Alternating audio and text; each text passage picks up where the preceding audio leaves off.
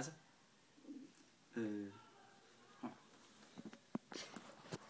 I Dandy-sagen. I Dandy-sagen er der 3 aktører med. Ej, lad os lige tænde om. Fuck med det. Der er 3 aktører med. Den ene er Dandy, eller det er firmaet, og Lars her, som der så styrer firmaet, som er chef.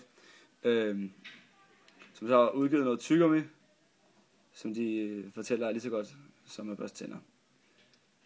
Så har vi en anden aktør hernede, som er et universitet med Henning som rektor, der så har fundet ud af, at tyggegummi er ikke lige så godt som at børste tænder. De fortæller så til Lars, at det ikke er i orden det her. Du bliver nødt til at fortælle, at det eller sætte de produkter på markedet.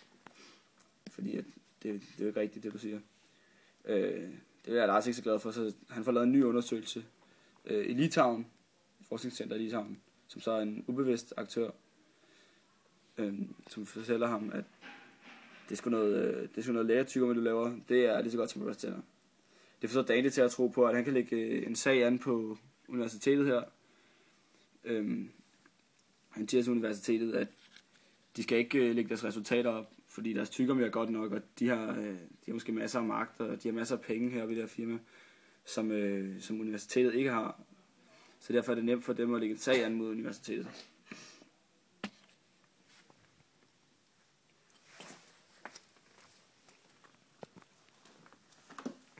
Og magten er, at Lars har magt over Henning, men samtidig er det modmagt, fordi at det er Henning, der starter med at snakke og starte det hele sagen mod Lars.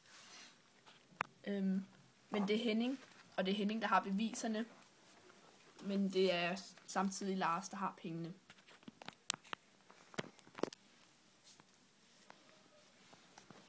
Så man kan sige, det lykkes ikke rigtigt for Henning, selvom han måske har fået nogle resultater, der måske er gode nok, som det ved man måske ikke helt, om det er. Der kan også være, der er nogle penge under bordet her med Dandy og Litauen. Det lykkes ikke rigtigt for ham, og have magt over Lars, som der måske var en løgnhals, det kunne jeg forestille mig. Fordi at Dandy, han har al magten, og han har alle pengene, så derfor så er det...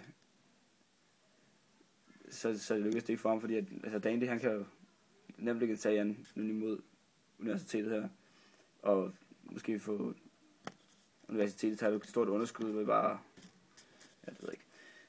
Det leder så til det sidste, som er, at det nok ikke er særligt demokratisk, den her magt, fordi at ham, som har pengene, har magten, og det er jo ikke sådan, det skal være. Universitetet skal jo have lige så meget magt som ham her, selvom han har flere penge og ressourcer.